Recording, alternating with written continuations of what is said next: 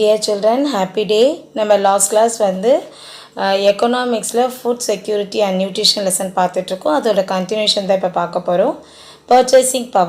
Purchasing பவர்ன்றது நம்ம ஒரு பொருளை வாங்குறதுக்கான கெப்பாசிட்டி நம்மளுக்கு இருக்குது இல்லையா, அதுக்கான பணம் நம்மக்கிட்ட இருக்கிறது தான் நம்ம பர்ச்சேசிங் பவர்னு சொல்லுவோம். Purchasing power is the value of a currency expressed in terms of the amount of goods or services that one unit of money can buy. அதை வாங்குவதற்கான கெப்பாசிட்டி, அதை வாங்குவதற்கான பணம் நம்மக்கிட்ட இருக்கிறதுக்கு பேர் தான் purchasing power. Price increases, purchasing power declines. அந்த பொருளோட விலை அதிகமாச்சுன்னா நம்மளோட பர்ச்சேசிங் பவர் வந்து கம்மியாயிடும்.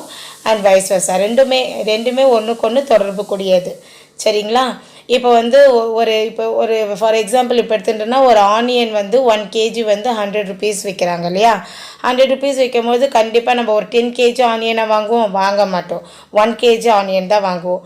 அதுவே ஆனியன் வந்து 1 kg 10 rupees கொடுத்தாங்கன்னா என்ன பண்ணுவோம், கண்டிப்பாக குவான்டிட்டி வந்து அதிகமாக வாங்குவோம். சரிங்களா? நெக்ஸ்ட்டு பாருங்கள், ஃபேக்டர்ஸ் அஃபெக்டிங் பர்ச்சேசிங் பவர். என்னென்ன ஃபேக்டர்ஸ்லாம் வந்து பர்ச்சேசிங் பவர் வந்து அஃபெக்ட் பண்ணுதுன்னு கொடுத்துருக்காங்க. ஃபர்ஸ்ட் வந்து over population.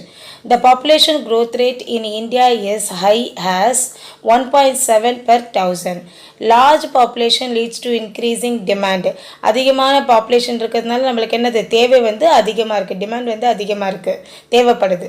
But supply is not equal to the demand. ஆனால் நம்ம தேவையை பூர்த்தி செய்கிற மாதிரி சப்ளை இல்லை, சப்ளை வந்து கம்மியாயிடுது. So the normal price level will be going on higher. அதனால நார்மல் ப்ரைஸ் லெவல் என்ன ஆகுது, கொஞ்சம் கொஞ்சமாக இன்க்ரீஸ் ஆகிக்கிட்டே போகுது, அந்த பொருளோட விலை வந்து அதிகமாகிடுது. So it affect purchasing power especially in rural population. Rural பாப்புலேஷனில் வந்து அந்த பர்ச்சேசிங் பவர் வந்து இது வந்து அஃபெக்ட் பண்ணுது, ஓவர் பாப்புலேஷன் அப்படின்னு சொல்லிட்டு சொல்கிறாங்க. ஏன்னா நம்ம பாப்புலேஷன் இன்க்ரீஸ் ஆகிற அளவுக்கு ப்ரொடக்ஷனும் இன்க்ரீஸ் ஆச்சுன்னா கண்டிப்பாக நம்மளுக்கு வந்து தேவையும் கரெக்டாக இருக்கும். ஆனால் பாப்புலேஷன் இன்க்ரீஸ் ஆகிட்டே இருக்குது, நம்மளுக்கு உற்பத்தி செய்கிற பொருள்களுடைய குவான்டிட்டி வந்து கம்மியாயிடுச்சுன்னா கண்டிப்பாக அந்த பொருள்களோட விலை அதிகமாக இருக்கும். விலை அதிகமாக இருந்தால் அந்த பொருளை நம்ம வாங்குறத ப்ரிஃபர் பண்ண மாட்டோம். நெக்ஸ்ட்டு பாருங்கள், increasing price of essential goods.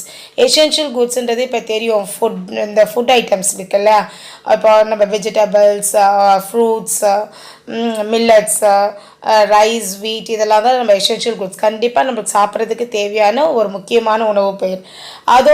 அதோட ப்ரைஸ் வந்து இன்க்ரீஸ் ஆச்சுன்னா பாருங்கள் என்ன ஆகும்னா, even though there has been a constant growth in the GDP and growth opportunities in the Indian economy, there have been steady increase in the price of essential goods. The continuous rise in the price erodes the purchasing power and adversely affect the poor people. So continuous on the purchasing power, இந்த essential குட்ஸோட பொருள்களோட விலை அதிகமாகிட்டே போச்சுன்னா கண்டிப்பாக poor பீப்புளுக்கு வந்து அதை வாங்குறது வந்து ரொம்ப ரொம்ப கஷ்டமாக இருக்குது. அது இல்லாமல் அவங்களால உயிர் வாழவும் முடியாது. ஸோ அதோட விலை வந்து உயராமல் நம்ம வந்து ஃபாலோ பண்ணணும், அதை வந்து செக் பண்ணிக்கணும். Demand for goods. When demand for goods increases, the price of goods increases, then the purchasing power is affected. அதோட தேவை அதிகரிக்கும் பொழுது, அந்த பொருளோட தேவை அதிகரிக்கும் போது அதோட விலையும் அதிகமாகுதுன்றாங்க, அதுவும் purchasing power அஃபெக்ட் ஆகும். Price of goods affect the value of currency. When the price increases, the purchasing power decreases. விலை உயர்ந்தால் கண்டிப்பாக நம்ம கம்மியாக தான் வாங்குவோம். And finally the value of currency decreases. So கரன்சியோட வேல்யூ வந்து குறைய ஆரம்பிச்சிடும். Production and supply of goods. The production and supply of goods decline. இப்போ அந்த பொருள்களோட உற்பத்தி கம்மியாயிடுச்சுன்னா the price of goods increases. கண்டிப்பாக அந்த பொருளோட விலை வந்து அதிகமாகும். Then the purchasing power is affected. Poverty and inequality. There exists a huge economic disparity in the Indian economy. The proportion of income and assets owned by top 10% of an Indian goes on increasing. This has led to increase in the poverty level in the society. So வந்து purchasing விலை வந்து ஒரு பொருளோட விலை அதிகமாகிட்டே போகுது, purchasing power கம்மியாகிட்டே வருதுன்னா அப்போ என்ன ஆகும், கண்டிப்பாக பவர்ட்டி லெவல் வந்து சொசைட்டியில் அதிகமாகும். Generally, purchasing power is affected by poverty and unequal distribution of wealth also. So ரொம்ப பவர்ட்டி லெவலில் இருக்கவங்களுக்கு வந்து ஒரு பொருளை வாங்கி யூஸ் பண்ணுறதுன்றது ரொம்ப கடினமான விஷயம், பொருள் விலை வந்து அதிகமாகிட்டே இருந்தால். அதுவும் இல்லாமல் வெல்த்தும் வந்து அப்போ அந்த பொருளை வாங்கி அவங்க சாப்பிடலாம் என்ன ஆவாங்க, ஆட்டோமேட்டிக்காக அவங்க வந்து நியூட்ரிஷனான ஃபுட்டு அவங்களுக்கு வந்து கிடைக்காது இல்லையா. எசென்ஷியல் கூட்ஸோட விலை அதிகமாகிட்டு போகும்போது அவங்களுக்கு நியூட்ரிஷன் ஃபுட்டு கிடைக்காது. அதாவது வந்து அவங்களுடைய வெல்த்தையும் வந்து அஃபெக்ட் பண்ணும். Agricultural policy in India. The new agricultural policy based on export of agricultural goods was announced by the central government in 2018. New agricultural policy வந்து central governmentல 2018ல கொண்டு வந்தாங்க. This policy states that the government has decided to remove the export restriction on most organic and processed agricultural products. Agricultural policy of a country is mostly designed by the government of raising agricultural production and productivity and also for raising the level of income and the standard of living of farmers within a definite time frame. இந்த agriculture policy எதுக்கு கொண்டு வராங்கன்னா, ஒரு குறிப்பிட்ட டைம்குள்ளே ப்ரொடக்ஷனையும் increase பண்ணணும், ப்ரொடக்டிவிட்டியும் increase பண்ணணும், அந்த ஃபார்மர்ஸோட standard of லெவலையும் அவங்களுடைய வாழ்க்கை தரத்தையும் உயர்த்தணும். This policy is formulated for all around and comprehensive development of the agriculture sector. Agriculture sector-ஓட total development தான் இந்த பாலிசி வந்து எப்பவுமே வந்து ஆதரிக்கும். The following are some of the important objectives of Indian agriculture policy. ஒரு இந்தியன் அக்ரிகல்ச்சர் பாலிசியில் ரொம்ப முக்கியமான ஒரு 5 பாயிண்ட் கொடுத்துருக்காங்க. Raising the productivity of inputs. One of the important objectives of Indian agricultural policy is to improve the productivity of inputs. Productivity வந்து அதிகப்படுத்தணும். So purchase like HYV seeds, fertilizers, pesticides, irrigation projects, etc. இந்த productivity increase பண்ணால் கண்டிப்பாக என்ன பண்ணணும், high yield variety of seeds use பண்ணணும், fertilizers உரங்கள்லாம் use பண்ணணும் இல்லையா. Raising value added per hectare. Agriculture policy is to increase per hectare value added by raising the productivity of agriculture in general and the productivity of small and marginal holdings in particular. அதாவது ஒரு ஹெக்டாரில் அதோடைய value ஆடட்னா ஒரே ஒரு graph வந்து cultivate பண்ணாமல் ஒரு 2-3 graph cultivate பண்ணால் ஒரே டைமில் ஒரு 2-3 க்ராப் வந்து நம்ம ப்ரொடக்ஷன் பண்ண மாதிரி இருக்கும் இல்லையா, அதுதான் value added per hectareன்றது. Protecting the interest of poor farmers. Agriculture policy is proposed to protect the interest of poor and marginal farmers by abolishing the intermediaries through the land reforms, expanding institutional credits, support to poor farmers. நடுவில் intermediators அந்த தரகர்கள்காக நடுவில் இல்லாமல் direct dealing ஃபார்மர்ஸோடு வச்சுட்டு அவங்களுடைய credit support, அவங்களோட மூலதனம் இருந்தால் தான் அவங்க வந்து கிராப் கல்டிவேட் பண்ண முடியல, அந்த கிரெடிட் சப்போர்ட்டை வந்து இன்க்ரீஸ் பண்ணுறது. Modernizing agriculture sector. Here the policy support includes the introduction of modern technology in agricultural operations and application of improved agricultural inputs like HYV seeds, fertilizers, etc. நிறைய modern technology equipment எல்லாம் use பண்ணுறது, நல்ல quality of சீட்ஸை வந்து use பண்ணுறது. Environmental degradation. Agriculture policy of India has set another objective to check the environmental degradation of natural base of Indian agriculture.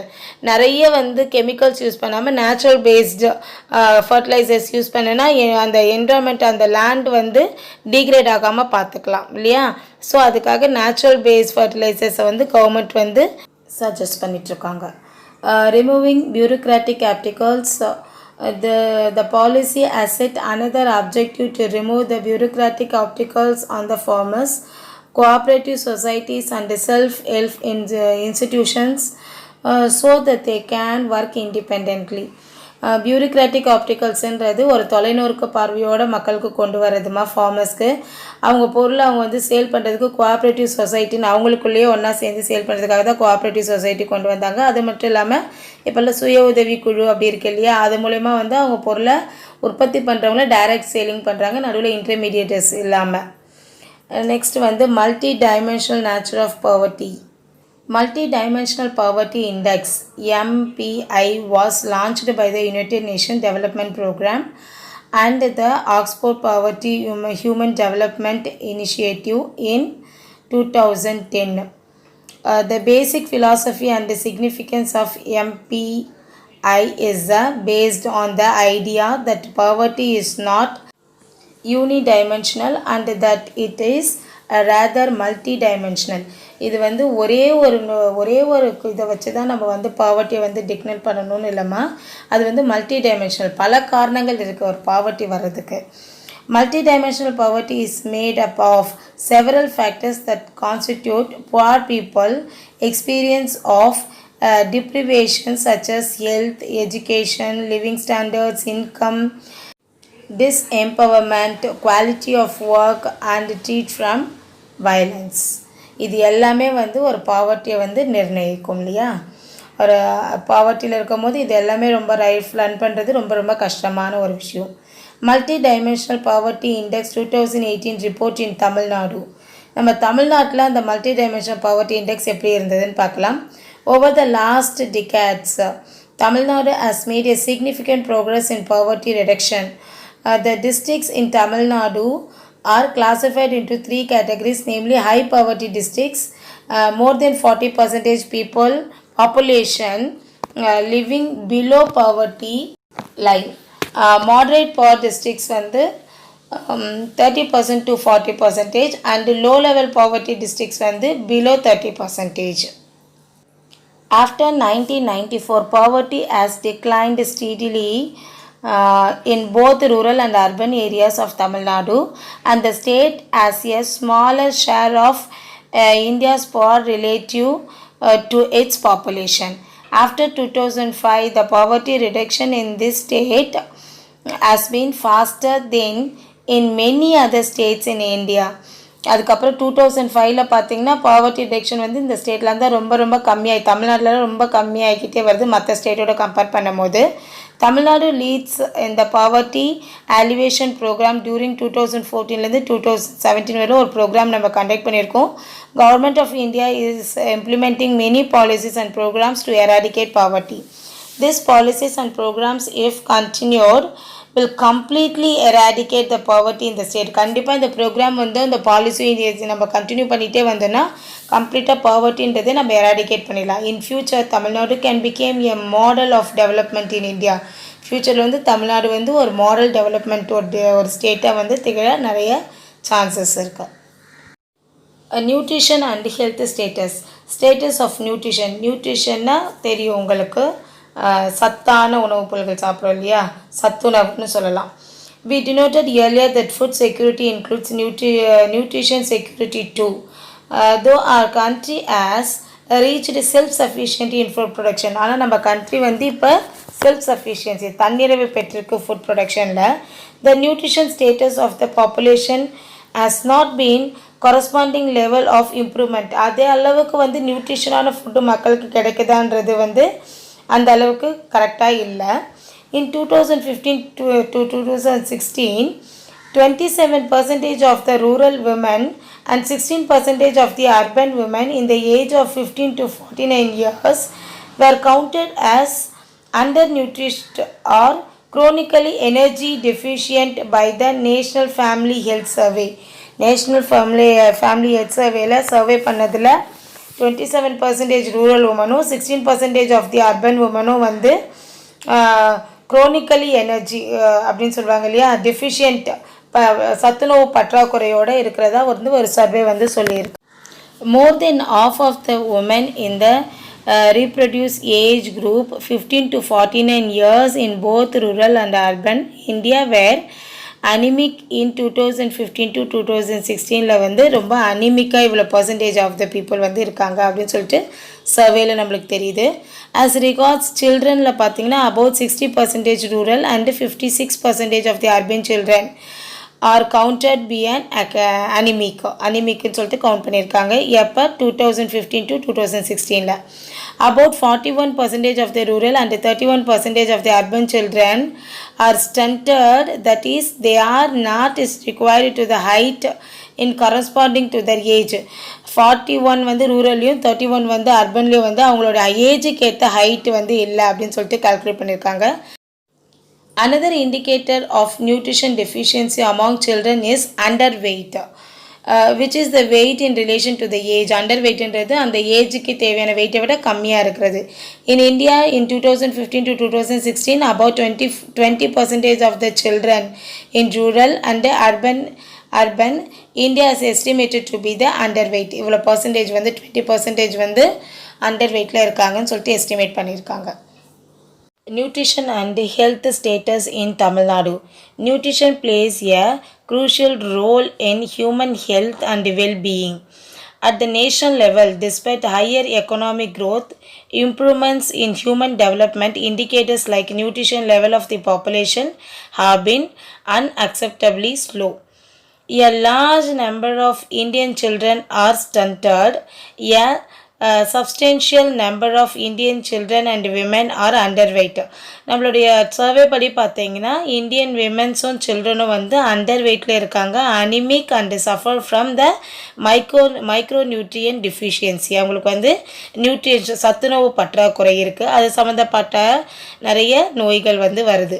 To address this concern, the central and the state government has been channelizing substantial resources into various health and nutrition scheme and a program like integrated child development services, midday meals, reproductive and child health program and national rural health mission. இதில் இந்த programs எல்லாம் நிறைய வந்து organise பண்ணியிருக்காங்க central கவர்மெண்ட்டும் state கவர்மெண்ட்டும் சேர்ந்து. However, an effective scaling up of this effects is required to mitigate the incidence of undernutrition in the country.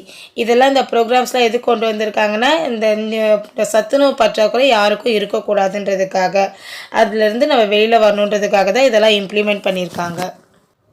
Tamil Nadu has played a pioneering role in bringing about the significant changes in the health and nutrition status of children under 6 years of age, pregnant women and lactating mothers, அதாவது feed பண்ணுற mothers இருக்காங்களா அவங்க, and adolescent girls. இவங்களோட nutrition increase பண்ணுறதுக்காக நிறைய programmes வந்து தமிழ்நாடு வந்து கொண்டு வந்திருக்காங்க. The government of Tamil Nadu successive budget outlays for nutrition and health are the highest in the country. நம்மளுடைய பட்ஜெட் அலாட் பண்ணும்போது நியூட்ரிஷனுக்கு வந்து எப்போவுமே ஹையஸ்ட் ரேஞ்ச் தான் அவங்க வந்து அலாட் பண்ணுவாங்க. The preference of the ICDS scheme and the புரட்சி தலைவர் MGR nutritious meal program in Tamil Nadu are considered one of the best in the country. நம்ம கண்ட்ரிலே ஒரு பெஸ்ட் ப்ரோக்ராம்ஸ்ன்னு சொல்லிட்டு சொல்லலாம். The government of Tamil Nadu policy for a malnutrition free Tamil Nadu. Tamil Nadu வந்து malnutrition free ஒரு ஸ்டேட்டாக கொண்டு வரணுன்றதுக்காக நிறைய programs and guidance வந்து பண்ணிகிட்ருக்காங்க. The state long-term multi-sectoral strategy for eliminating malnutrition. The goal is reducing human malnutrition of all types of the level of best performing countries. அப்படி கொண்டு வரணுன்றதுக்காக நிறைய இந்த ப்ரோக்ராம்ஸ் எல்லாம் இம்ப்ளிமெண்ட் பண்ணுறாங்க. In Tamil Nadu, ICDS is being implemented through 54,439 child centers வந்து அங்கன்வாடிஸ் அப்படின்னு சொல்லுவாங்க இல்லையா, அது வந்து ரன் பண்ணிட்டு இருக்காங்க. இன் 434 சைல்டு டெவலப்மெண்ட் பிளாக்ஸ் வந்து ரன் ஆகிட்டு இருக்கோம். வித் ஸ்டீடி எக்ஸ்பென்ஷன் இன்டு த அன்ரீச்டு ஏரியாஸ், அதாவது இன்அக்சசபிள் ஏரியாஸ் இருக்குல்ல, அங்கே கூட வந்து இந்த மாதிரி டெவலப்மெண்ட் வந்து நிறைய பண்ணிட்டு இருக்காங்க. Increasing coverage of marginalized groups, enhanced allocations and enlarged scope of services. ICDES is now considered to be one of the world largest program of its kind. அந்த மாதிரி இவங்க செயல்பட்டு இருக்கிறதுனால தான் ஐசிடிஎஸ் வந்து ஒரு பெரிய லார்ஜஸ்ட் ப்ரோக்ராம் இந்த வேர்ல்டு அப்படின்னு சொல்லிட்டு சொல்லலாம். த PTMGR-NP இதோட ஃபுல் ஃபார்ம் வந்து ஏற்கனவே சொல்லியிருக்கேன். த புரட்சி தலைவர் MGR nutrition meal programme is considered to be the largest noon meal program in country for combating malnutrition among the children, increasing primary school enrollment and reducing dropouts rate. எதுக்காக இந்த புரட்சி தலைவர் ஸ்கீம் கொண்டு வந்தாங்கன்னா, ப்ரைமரி ஸ்கூல் பிள்ளைங்களுக்காக வந்து அவங்களுக்கு சத்துணவு கொடுக்கணுன்றதுக்காகவும், சாப்பாடு கிடைக்கலன்றதுக்காக ஸ்கூலுக்கு வராமல் நிற்பாங்க இல்லையா, அதை ரெடியூஸ் பண்ணுறதுக்கு, ட்ராப் அவுட்ஸை ரெடியூஸ் பண்ணுறதுக்காகவும். Other states in the country have modeled their noon meal program along the lines of Tamil Nadu pioneering effect. Tamil Nadu வந்து மற்ற ஸ்டேட்ஸ்க்கெல்லாம் வந்து ஒரு முன்னோடியாக திகழ்கிறது. இதே மாதிரி அவங்களும் வந்து நூன் மீல் ப்ரோக்ராம் வந்து நிறைய இன்ட்ரடியூஸ் பண்ணுறதுக்கு இது ஒரு முக்கியமான ப்ரோக்ராமை வந்து தமிழ்நாட்டில் இந்த ப்ரோக்ராம் வந்து ஆர்கனைஸ் பண்ணிகிட்டு இருக்காங்க. இதோட இந்த லெசன் வந்து முடிஞ்சிருச்சு. லெசன் நல்லா புரிஞ்சிருக்கும்னு நினைக்கிறேன். இப்போ இந்த கிளாஸில் நம்ம என்னென்ன பார்த்துருக்கோம்னா, பர்ச்சேசிங் பவர் பார்த்துருக்கோம், agriculture policy in India, multi dimensional nature of poverty, nutrition and health status. Okay, thank you children.